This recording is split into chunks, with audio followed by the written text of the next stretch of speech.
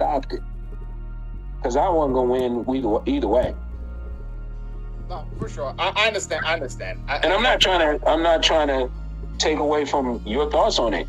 You're saying you felt like I owed you 70, and I'm saying, you know what? If you had called me before that fight, and you had said, should I be watching it? Should I pay my 70? I'd say, yeah, but don't bet. No, what I meant 70 is the pay-per-view. But if I know.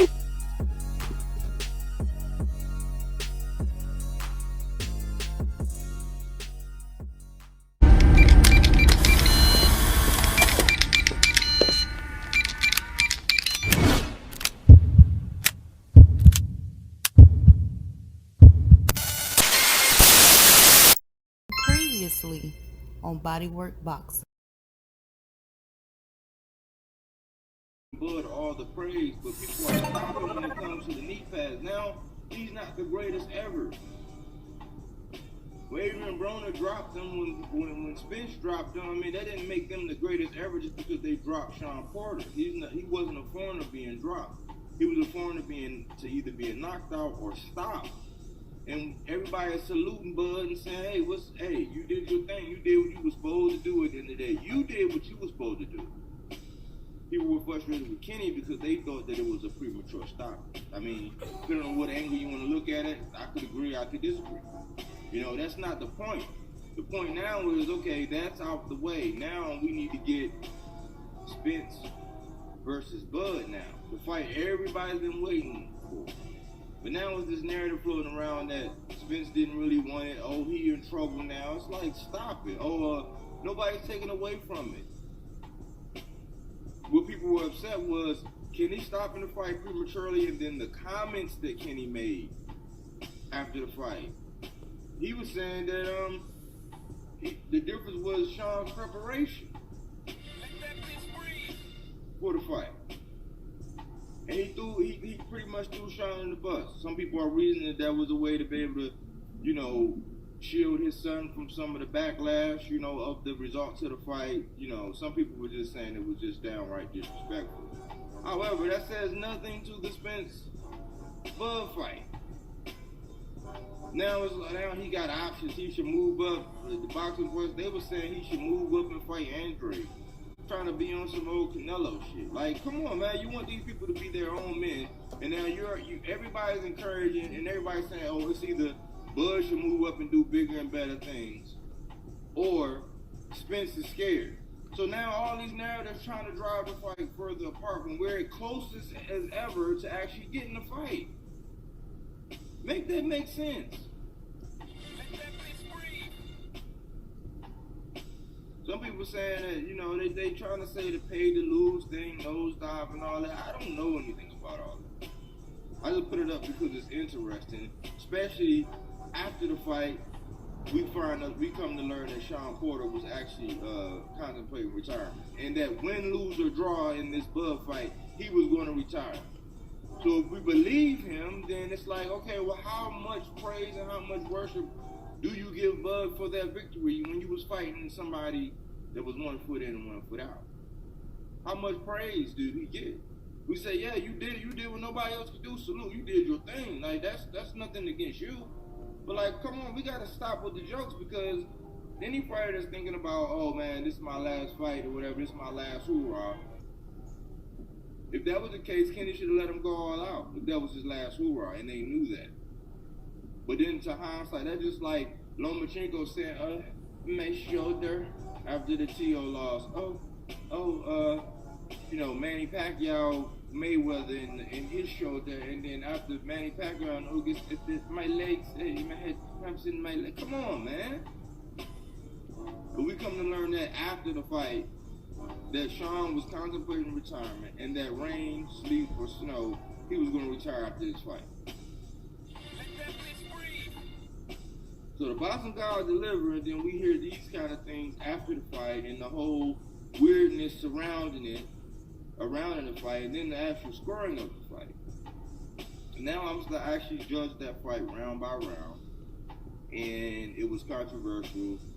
Some people said that they had Terrence thoroughly dominated. Max said that it was an odd, even round where Shawn took all the odd rounds, Bud took all the even rounds, and then Bud took over. Some people had Shawn up. I think they had Shawn up 6-3. So the scorecards were all over the place, you know. But scoring, I mean, this fight, in order to guarantee anything, Bud did what he needed to do by actually, you know what I'm saying, taking matters into his own hands and actually getting a stoppage. How that stoppage came about is, you know, another discussion. And then Earl Spence's reaction after the fight, without this man saying anything factual. I'm on here asking all these channels, what did Spence say to say that he didn't want to fight? So he said he came in there wearing that war shit. His daddy should have stopped the fight, and he left. People saying, well, why he didn't get in the ring? Well, if he could have gotten in the ring, do you think ESPN was going to let him in the ring? And if he wasn't interested in the Bud fight, why would he even go to the fight? Your favorite content creators are putting this kind of bullshit out, and everybody's actually soaking it up, just like on some Canelo knee pad wearing OnlyFans type shit. We saw that Bud is the truth. We saw his full skills out on display against an opponent of the caliber of a Shawn Porter who has fought almost everybody. And so we salute him. But that don't mean we gotta start shitting on Spence. Come on with the jokes. Body work.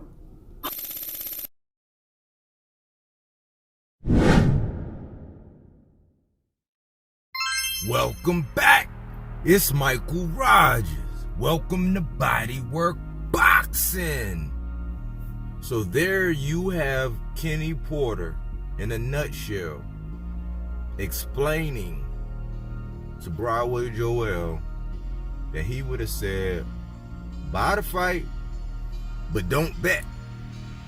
And that's pretty interesting because, you know, since that happened, I know my channel, I alienated myself from a lot of fans because, you know, when I came out and did my video immediately, my immediate reaction, I said, man, I was saying that we got pickpocketed as people who create content, as people who, you know, buy the fights so that we can see them and commentate on them and make content. I felt like I got robbed because I always saw Shawn Porter as an ironclad, the ultimate competitor. He'll fight anybody, good sportsmanship, a professional. You know, his resume is second to none in that division, you know, and I felt like we got robbed because we didn't get the same Shawn Porter that we used to getting, right? So I also said in my video, as you heard, that we didn't take anything away from Bud in the victory because Bud did what he was supposed to do. But Bud only fans, the ones that only like Bud and nobody else, Bud against the world, not those of us that are boxing fans who appreciate the skill set and the talent that Bud possessed, you know, they felt slighted. So I lost all the way around just by commenting, but I refuse to not speak my truth and what I see, you know, and I find myself alienating myself from a lot of different fan bases because when you keep it 10 times 10 all the way funky, you know, somebody's always going to pick and choose something that they object to, something that they don't like to hear, because the truth of the matter, a lot of times it hurts, especially when it's not in the favor of either the narrative you want to drive, or it doesn't paint your fighter in the best complexion. But again, what I appreciate about Kenny is that I understand the different hats. Just like when I talk about Devin Haney, you have him as a father, which whom we love and we appreciate and we admire for what he was doing, you know, with his son. Just like Teofimo Sr., we appreciate what he did with his son, the heights that they were able to reach, you know, the dedication and commitment and what they were able to bring up out of their son. Much like how Bill says, you know, instead of looking up in the sky at the stars, why not look into your children? I love that quote from Bill. So in one aspect, we appreciate them as fathers, but when they wear a different hat, like a trainer hat, you know, or a coach hat, they get judged accordingly. And a lot of fans cannot divide the two. So since this sport of boxing, you can't play boxing, I commend Kenny for actually pulling the trigger and saying, you know what, it's done because my son was trying to play boxing. And I didn't want him on his last fight to go out like that, knowing that his head wasn't in the game. I also spoke to the fact that Shawn Porter, before the fight, had actually said that there were things this time in training camp for the first time ever where he refused to do in training camp. He said, I've never told my father no.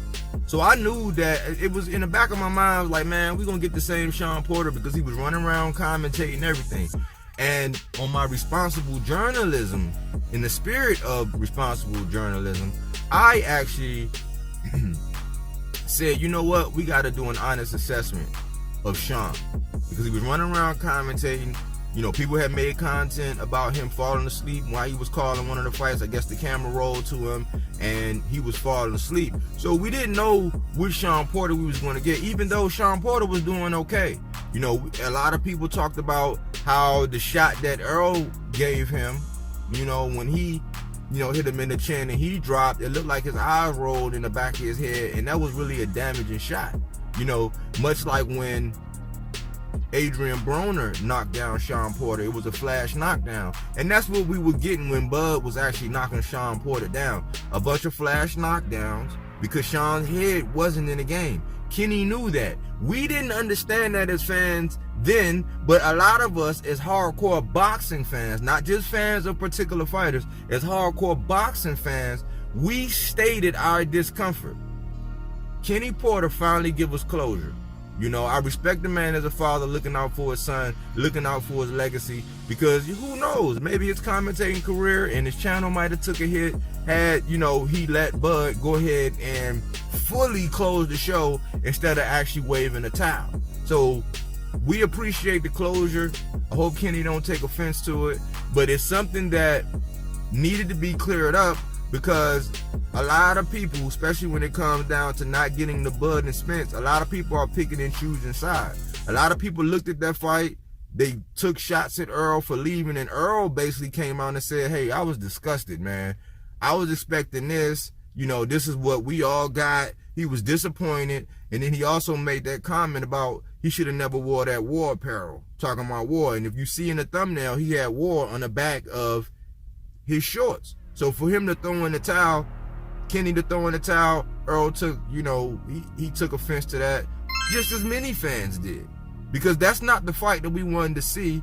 And now Kenny gives us closure, you know, about 14 months later, because this was in November of 2021, and we respect that. Now we can move on, you know, because I always thought Shawn was a class act, always admired Kenny for the relationship that he had with his son and the heights that he was able to get Shawn to. You know, so I appreciate that. You know, that's the vein of what we always grow to expect from Shawn and Kenny Porter, being the ultimate, consummate professionals that they are. So now that's clear. We did not get the same version of Shawn. That shouldn't take away from what Bud did. Bud did what he was supposed to do. But we can rest this narrative. We can rest this narrative that was the same Shawn that actually fought Earl 2 years earlier. It wasn't. Kenny come out and say it.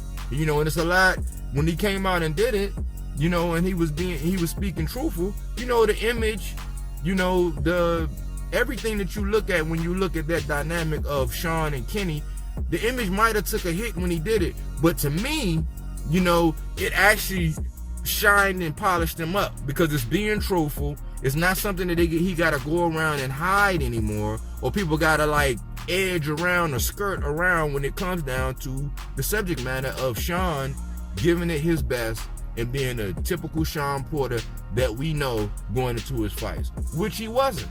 So I appreciate it, man. Salute to Kenny and Shawn, man. Thanks for clearing that up, man. 14 months later, we finally get closure. Thanks for all my likes. Thanks for all the new subscriptions here at Bodywork Boxing, where we don't take things for face value. We do that body work.